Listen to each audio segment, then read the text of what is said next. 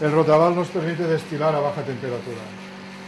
La baja temperatura se produce porque modificamos la presión atmosférica, quitamos aire, hacemos vacío en el interior de los matraces y de esta forma provocamos una evaporación a temperatura muy baja. Se produce la evaporación a unos 50 grados. Entonces arrastramos los aromas volátiles a través de esa destilación.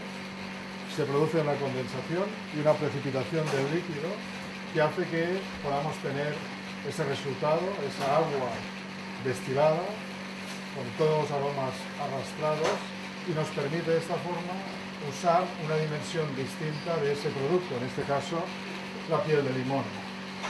Esos volátiles no los podríamos conseguir de otra forma, ese sabor tan sutil no lo podríamos conseguir infusionando o reduciendo, son elaboraciones distintas a la que conseguimos con el destilador. El destilador nos da lo que nosotros llamamos el alma, ¿no?, de un producto, que es esa parte que en una reducción se evapora, ¿no? Entonces la captamos y la usamos, ¿no? Vamos a ver ahora un postre que protagoniza Jordi normalmente. Hoy Jordi no está y por eso os lo cuento yo. Es un postre que llamamos nube de limón, ¿no? Es intentar jugar con sabores y aromas de la infancia. Reproducimos sabores cítricos y también bizcochos mojados con leche, es decir, lácticos, bizcochos tostados y aromas cítricos.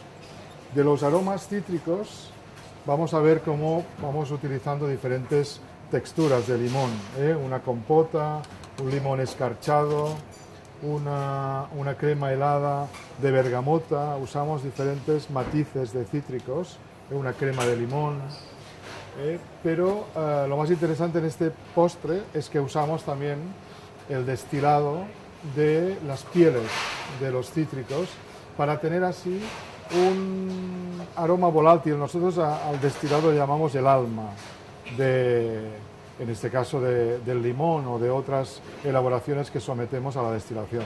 Lo que hacemos es captar los aromas volátiles de la piel del limón.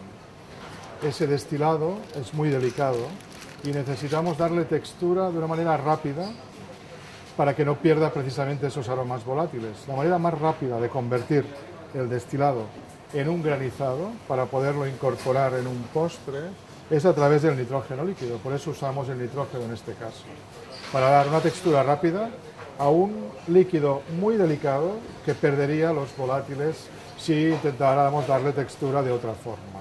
Entonces este es el destilado y lo vamos a convertir en un sorbete para incorporarlo a todos estos matices cítricos del postre.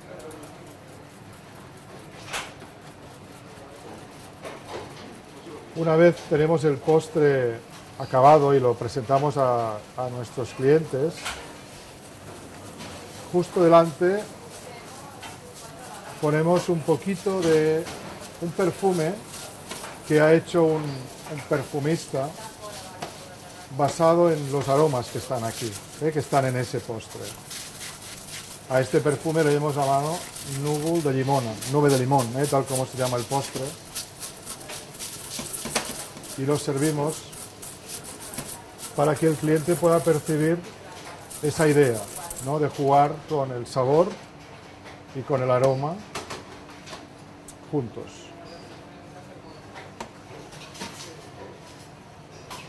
La idea de este postre viene de ese diálogo interdisciplinar que mantenemos en el proceso creativo. Hablando con un perfumista fue cuando se nos ocurrió construir el postre de esta manera. La técnica de la destilación ya la habíamos usado para otros objetivos, para captar aromas de tierra, de trufas, de champiñones, de otros productos, pero en este caso nos viene muy bien tener ese granizado de destilado de pieles de limón. Es un destilado no alcohólico que arrastra los volátiles, que nos dan sobre todo aquí matices muy diversos. Desde la esencia y la contundencia, el sabor de una crema de limón, a un helado muy suave de bergamota, a ese aroma tan sutil que nos propone esta destilación de las pieles del limón. El postre, así es como lo acabamos y así es como lo presentamos, intentando que el cliente establezca esta conexión entre el sabor y el aroma de un perfume que un perfumista ha construido expresamente para nosotros.